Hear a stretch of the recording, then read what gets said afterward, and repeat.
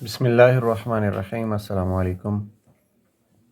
First year FSc mathematics की 7.2 exercise हम कर रहे हैं। इसके पहले 11 क्वेश्चन हम कर चुके हैं।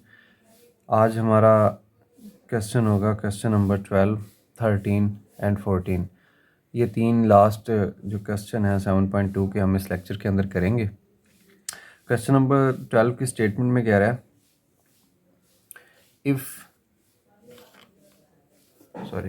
in how many ways can 8 books including 2 on English be arranged। यानी 8 किताबें हैं कि जिनके अंदर से 2 इंग्लिश की हैं, कितने तरीक़ों से उन्हें हम अरेंज कर सकते हैं on a shelf in such a way that the English books are never together.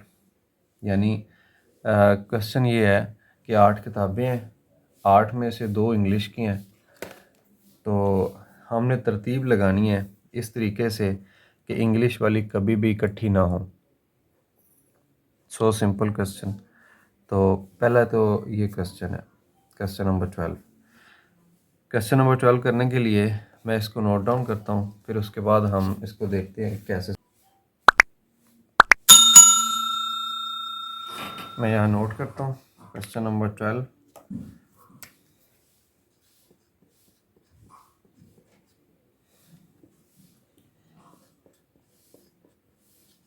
जो टोटल बुक्स थी वो थी 8 और बुक्स ऑन इंग्लिश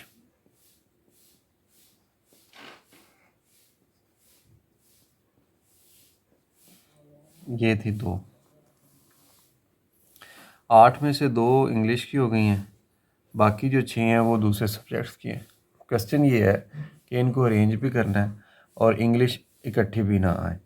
तो जैसा कि हम पहले नंबर्स को अरेंज करने का तरीका पढ़ा था कि जब नंबर्स को अरेंज करना हो या बनाना हो, हम बताते थे कि हम ऐसा करते हैं कि जितने डिजिट वाला नंबर बनाना है उतने हम ऐसे ब्लॉक्स बना लेते हैं, ऐसे 3, 4 digit, 5 digit, 6 digit, 7 and 8 digit. अब फ़र्ज़ कर लेते हैं कि इसमें सारी बुक्स जितनी भी हैं हमारे पास वो सारी दूसरी हैं बाकी सब्जेक्ट्स की, और कहीं पे ये आ गई इंग्लिश की बुक जो कि 11 क्लास की सपोज़ कर लें या इंग्लिश 1 कह लें, और ये जो दूसरी है ये इंग्लिश 2 है। 2 बुक्स हैं इंग्लिश की, तो इन 2 को एक ही कंसीडर करेंगे। ऐसे हमारा जो प्लान है वो ये है कि हम पहले पॉसिबिलिटी निकालेंगे 8 बुक्स को अरेंज करने की, यानी 8 की हम परमुटेशन फाइंड करेंगे या हम फैक्टोरियल कह सकते हैं 8 का फाइंड करेंगे। फिर उसमें से जो इंग्लिश वाली एक दूसरे के साथ है वो निकाल देंगे, तो बाकी जो हमारे पास जवाब बचेगा वो क्वेश्चन के अकॉर्डिंग वो वाली तादाद होगी जिसमें इंग्लिश एक दूसरे के साथ ना आ रही हो। तो पहले तो हम टोटल निकाल लेते हैं कि टोटल हम कितने तरीक़ों से इन्हें अरेंज कर सकते हैं 8 बुक्स को। Arrangement of 8 books.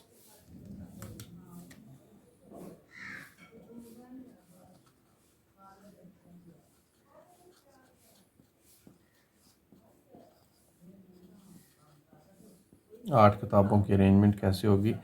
8 फैक्टोरियल, या हम कह सकते हैं परमुटेशन अगर यूज़ करें तो परमुटेशन का फार्मूला पड़ा था n factorial over n minus p factorial, अगर ये हो n p r, सॉरी इधर आता है n p r हो। तो अब इसमें अगर हम अरेंज करें इसके अकॉर्डिंग, अगर फैक्टोरियल का फार्मूला लगाएं तो 8 फैक्टोरियल बनता है, और 8 फैक्टोरियल को जब ओपन करेंगे तो 8, 7, 6, 5, 4, 3, 2 एंड 1। और जब हम इसको मल्टीप्लाई करेंगे या कैलकुलेटर के ऊपर हम डायरेक्ट भी इसकी मल्टीप्लिकेशन निकाल सकते हैं, बस 8 प्रेस करें और फैक्टोरियल का बटन प्रेस कर दें तो हमारे पास जवाब आ जाएगा 40320।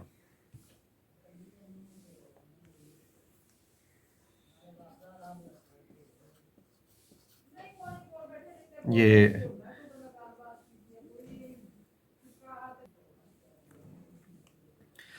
तो ये टोटल अरेंजमेंट आ गई 8 किताबों की। अब देखें, जब 8 किताबों की अरेंजमेंट आ गई है तो उसमें से हमने अब माइनस करना है इंग्लिश वालों की। अगर हम इंग्लिश वाली देखें तो ये E1 पहले आ गई, E2 बाद में आ गई। अगर ऐसा हो जाए और ये सारी फिलिंग हो जाए तो देखें, आप टोटल बुक्स 8 हैं। जब इनको हम अरेंज करेंगे तो ये एक ही बुक काउंट होगी।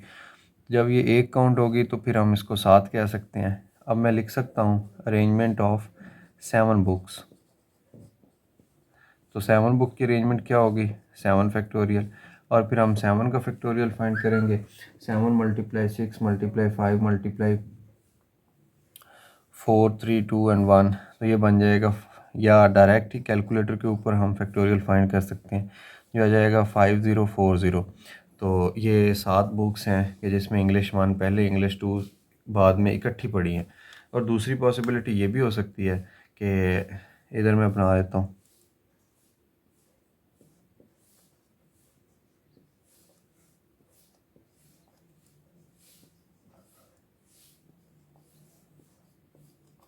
एक दो तीन चार पाँच छः सात और ये 8। अब देखें, पहले थी इंग्लिश, जो E1 थी वो पहले पढ़ी थी और E2 बाद में थी। अभी किसी भी पोजीशन पे हो सकती है, लाजमी नहीं कि सेंटर में ही है। ये इधर भी हो सकती हैं, इधर भी हो सकती हैं, इधर भी हो सकती थी, इधर भी। लेकिन कंडीशन क्या है कि E2 पहले है, E1 बाद में है। अब अगर ये दोनों इकट्ठी हैं तो फिर बाकी जो हमारे पास स्पेस बची वो 4 ये वाली, 2 ये वाली, 6, और ये दोनों एक काउंट हो जाएगी क्योंकि ये इकट्ठी पड़ी हैं। तो बिल्कुल इसी तरीके से जैसे हमने लिखा अरेंजमेंट ऑफ 7 बुक्स, तो ये भी अरेंजमेंट ऑफ 7 बुक्स हम फाइंड कर लेंगे। अब जो अरेंजमेंट्स होती है या तरतीब हमने पढ़ी है कि वो उसको फैक्टोरियल कहते हैं, हम अगर एन डिफरेंट वे में लिख सकें तो इसको अगर हम निकालेंगे तो ये भी 5040 आएगा। तो जब इंग्लिश पहले बुक होगी, इंग्लिश दूसरी बुक होगी E2, तो उस वक़्त उसकी परमुटेशन या उसकी जो पॉसिबल वेज़ हैं वो हैं 5040। और अगर E2 पहले आ जाए, E1 बाद में आ जाए तो वो भी 5040 हैं। तो जब इंग्लिश और जब टुगेदर होगी, इकट्ठी होंगी इंग्लिश, मैं इधर लिख देता हूँ, व्हेन इंग्लिश आर टुगेदर,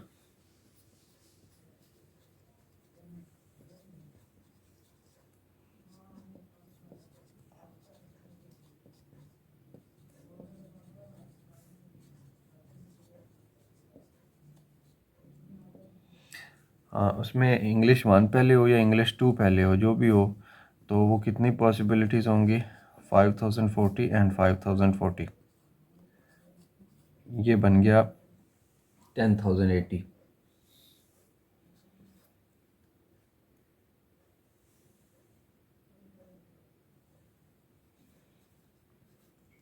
10,080 ये वो वाली हैं कि जब इंग्लिश इकट्ठी होंगी। बट हमने जवाब ये देना है कि जब इंग्लिश इकट्ठी ना हो, तो टोटल में से अगर हम माइनस कर दें इंग्लिश वाली तो रिमेनिंग रह जाएंगी when English books are not together. तो मैं नीचे दूसरी लाइन लिखता हूँ, इसी के नीचे इन्हीं स्टेप्स के ऊपर, when English books are not together. तो टोटल है 40,000, ये टोटल थी 40,320। इसमें से हम माइनस कर देंगे 10,080, ये वाली कि जिसमें इंग्लिश इकट्ठी होती हैं। तो जो रिमेनिंग हमारे पास आएगा जवाब, वो होगा कि जब इंग्लिश वाली बुक्स इकट्ठी नहीं होंगी, 30,240।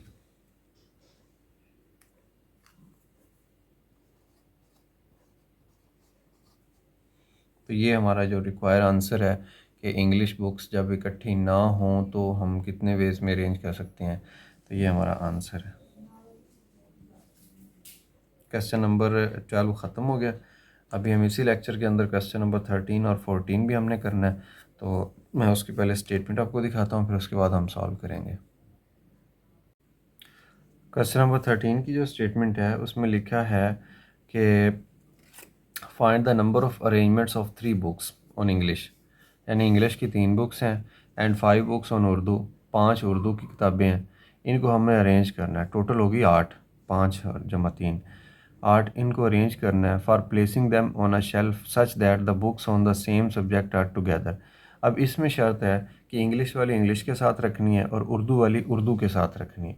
अब लेफ़्ट साइड पे अगर इंग्लिश आ रही है तो सारी इंग्लिश इकट्ठी कर देनी है, और अगर राइट साइड पे इंग्लिश आ रही हैं तो राइट साइड पे सारी इंग्लिश कर देनी है।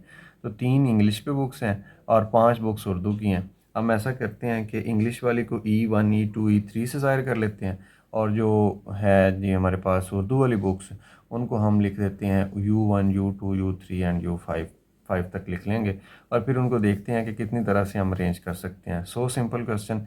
इसी तरह से है क्वेश्चन नंबर 14 भी बिल्कुल 13 की स्टेटमेंट के ऊपर ही। In how many ways can 5 boys and 4 girls be seated. 5 लड़के हैं और 4 लड़कियां हैं, उनको बिठाना है on a bench so that the girls and the boys occupy alternate seats. यानी एक लड़का आएगा फिर लड़की आएगी, फिर लड़का आएगा फिर लड़की आएगी, अल्टरनेट सीट्स पे बैठे हैं, तो उनकी हमने निकालनी है कि कितनी तरीके से हम उन्हें अरेंज कर सकते हैं। तो question number 13 and 14 almost same ही है, जस्ट ये है कि 13 में सब्जेक्ट वाइज इकट्ठी करनी है और 14 में हमने अल्टरनेट करना है, यानी एक बॉय एक गर्ल। तो इन क्वेश्चन को भी हम सॉल्व करते हैं। मैं नोट डाउन करता हूँ, फिर उसके बाद हम इसको सॉल्व करते हैं। क्वेश्चन की स्टेटमेंट के अकॉर्डिंग क्वेश्चन नंबर हम कर रहे हैं 13। क्वेश्चन नंबर 13 की स्टेटमेंट के अकॉर्डिंग हमारे पास जो इंग्लिश की बुक्स हैं वो 3 हैं, बुक्स ऑन इंग्लिश।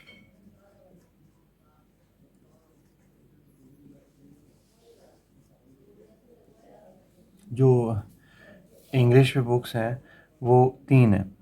अब हम उसको लिख सकते हैं कि वो जो 3 बुक्स हैं वो हैं जनाब U1 U2 and sorry English वाली हैं तो इंग्लिश वाली को ई से हम जाहिर करते हैं, E1 E2 E3, ये इंग्लिश वाली बुक्स आ गई हैं। और अगर हम इसी तरह से अगर हम लिखें जो बुक्स हैं उर्दू वाली, अब उसको हम यू से ज़ाहिर कर लेते हैं, और वो बुक्स थी 5, तो हम लिख देते हैं U1 U2 U3 U4 and U5। तो टोटल ये 8 किताबें बनती हैं।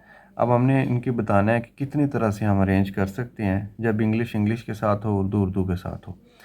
तो सिंपल सा क्वेश्चन ये है कि जैसा हम पहले करते आए हैं कि 8 चीज़ें हैं तो 8 इनकी प्लेसमेंट हम बना लेते हैं। 8 की प्लेसमेंट बताएंगे तो कैसे बताएंगे कि ये एक ब्लॉक है नंबर्स का या शेल्फ है जहां हमने अरेंज करनी है बुक्स, 4 5 6 7 और फिर ये 8। जैसा कि उसने क्वेश्चन के स्टेटमेंट में कहा कि इंग्लिश इंग्लिश के साथ आएगी, तो देखें अगर हम इधर इंग्लिश लिख दें, फिर E2 लिख दें दूसरी इंग्लिश, और फिर ये तीसरी इंग्लिश लिख दें, और इधर अगर हम लिख दें उर्दू, तो उर्दू के लिए मैं U1 लिख रहा हूँ, फिर U दूसरी उर्दू, फिर तीसरी उर्दू, फिर चौथी उर्दू और फिर 5वीं उर्दू। ये 5 उर्दू की बुक्स हैं, अरेंज कर दी हैं। अब वो कह रहा है कि इसकी परमुटेशन निकालें या इसकी निकालें कि कितनी तरह से हम अरेंज कर सकते हैं। तो देखें हम इसके अगर निकालेंगे total number of arrangements according to this situation,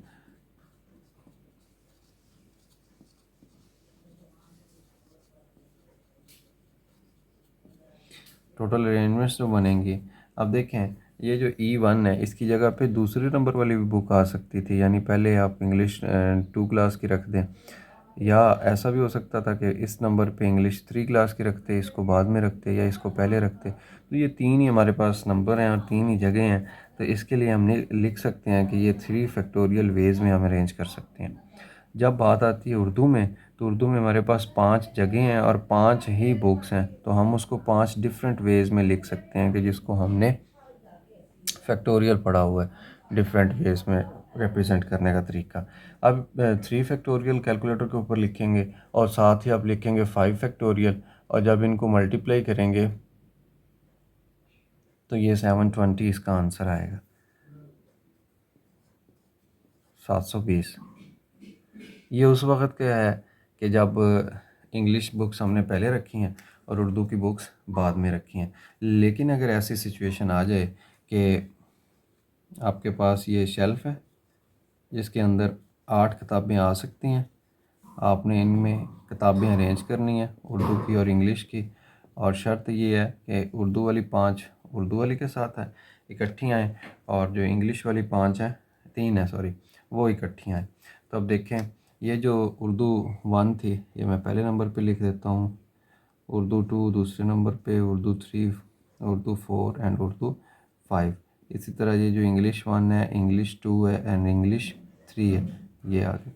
तो इंग्लिश की इकट्ठी कर दी, उर्दू की इकट्ठी कर दी, पहले उर्दू कर दी बाद में इंग्लिश कर दी। तो टोटल जो अरेंजमेंट्स होंगी इस तरह से,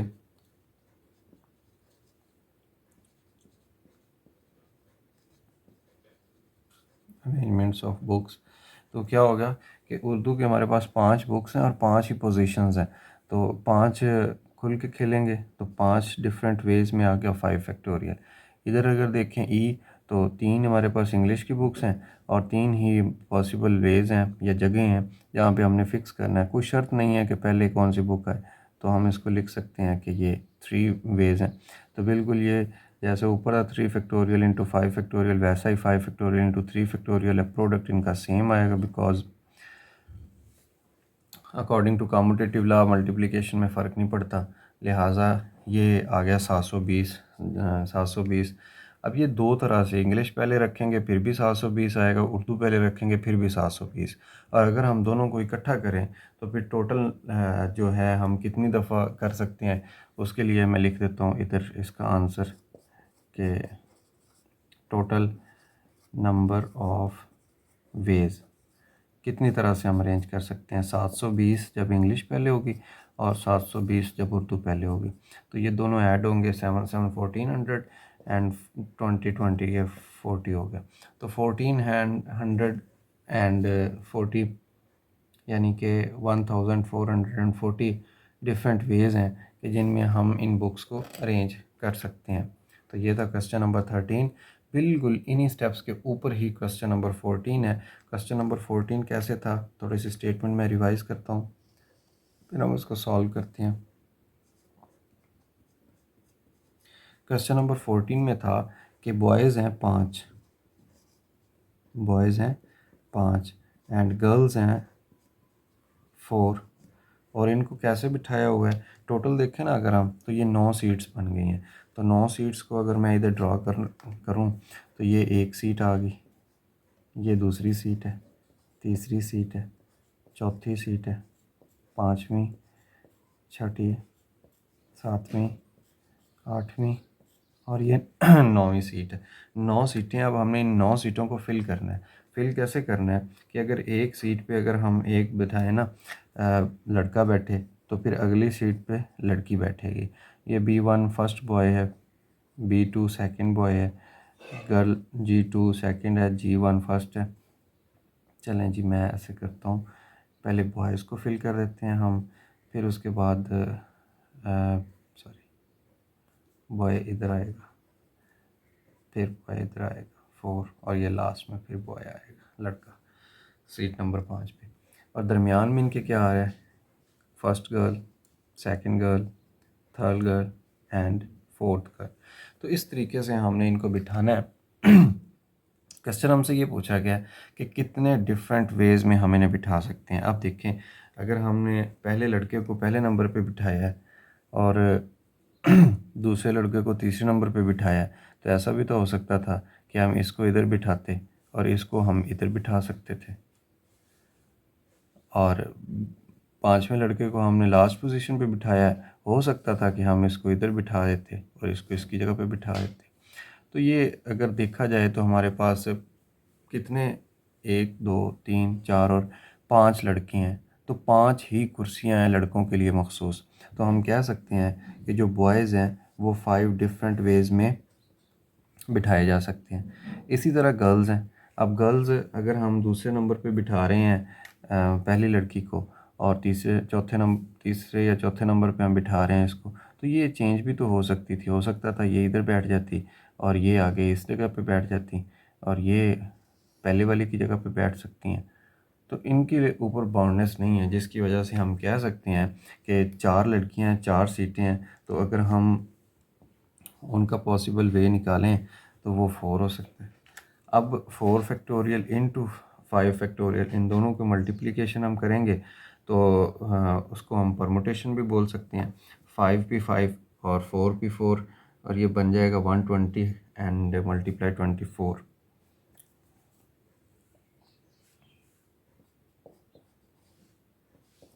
4 इंटू 3 इंटू ये 24 हो गया। 24 जब मल्टीप्लाई होगा तो ये लास्ट में हमें बताएगा 2880। 2880 वेज में हम बिठा सकते हैं। किसको हम बिठा सकते हैं? 5 बॉयज़ को 5 डिफरेंट वेज में, 4 गर्ल्स को 4 सीट्स के ऊपर हमने बिठाना है। तो ये परमुटेशन आ गई। इसी के साथ हमारा क्वेश्चन ख़त्म हो गया। अकॉर्डिंग टू कंडीशन कितने हम पॉसिबल वेज में बिठा सकते हैं? तो वो 2880 वेज हैं डिफरेंट कि जिनमें हम बिठा सकते हैं। और इसी के साथ ही हमारा क्वेश्चन नंबर 14 भी ख़त्म हो गया और एक्सरसाइज 7.2 भी ख़त्म हो गई है।